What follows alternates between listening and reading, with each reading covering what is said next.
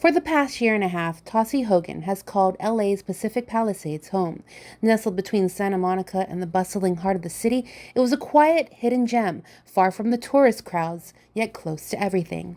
The Palisades was really this beautiful residential enclave that tourists didn't really know about.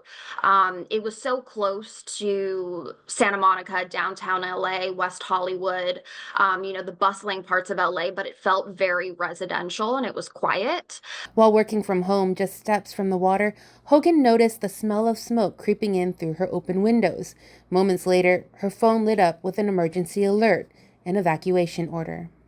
I was probably in one of the first, few zones that had to evacuate just given my home's proximity to the fire. And, once that alert went off, it got very scary and things moved very quickly. The strong Santa Ana winds turned a dangerous fire into an unstoppable force. The sky got orange first and it eventually turned black because there was just so much smoke in the air. With only minutes to act, Hogan grabbed whatever she could, her dogs, a few essentials, and rushed out the door. But what awaited her outside was just as terrifying: gridlocked traffic and flames closing in.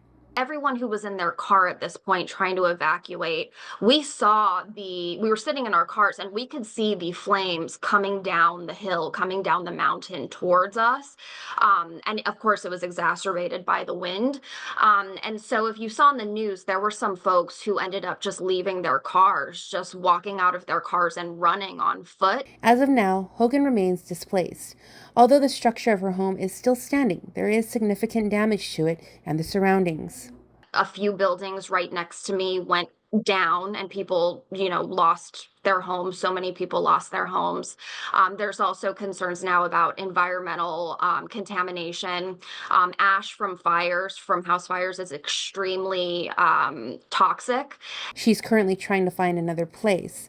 It'll be a long road to remediation, but she feels very fortunate. I can eventually go back and grab, my dad's ashes and, all of the sentimental things in life, right? Like old pictures and things like that. Hogan thanks everyone who has reached out to her in some shape or form. It's a good reminder that, oftentimes we think, oh, it's just a text, it doesn't matter, but it really does matter. So just want to say thank you to everyone who's been so supportive and who has offered to help during this disruptive and kind of chaotic time. Jonigan Charfres, KUAM News.